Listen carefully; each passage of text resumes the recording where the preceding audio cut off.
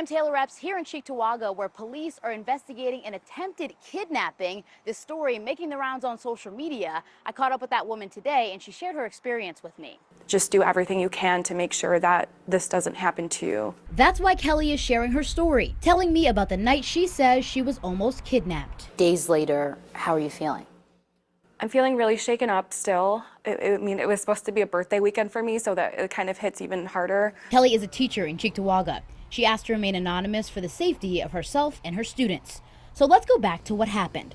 It's Friday night. After a birthday celebration with friends, Kelly ended the night here at Lucky Day in downtown Buffalo. On her way to her car, she says she notices a car stalling near where she's parked. We thought it was weird, but we didn't really think anything of it. So she drove home to Cheektowaga. I pulled into my driveway. I sat in my car for a minute. When I got out of it, like in the corner of my eye, I saw someone standing there. And when I turned, this man pushed himself onto me. He kept telling me that I was beautiful, tried to kiss me. I started fighting back, but I remember him saying something about me coming from a bar.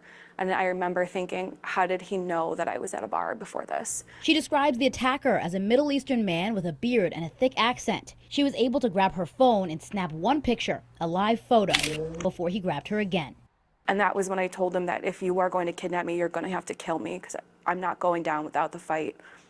He said, get in the car, get in the car. He laughed, threw me in the back. He immediately got in, floored it down the street. And when I sat up, that was when I realized I was being kidnapped. She says she reached for the steering wheel, drove onto the sidewalk until he stopped on George Urban Boulevard.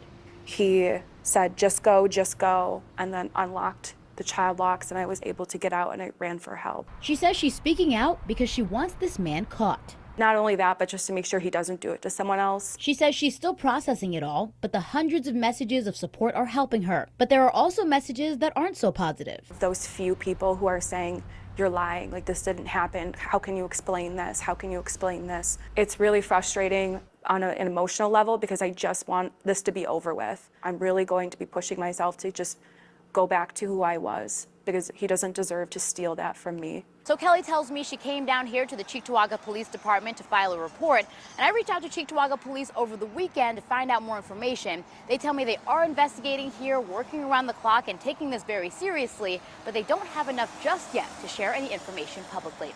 Taylor Epps, 7 News.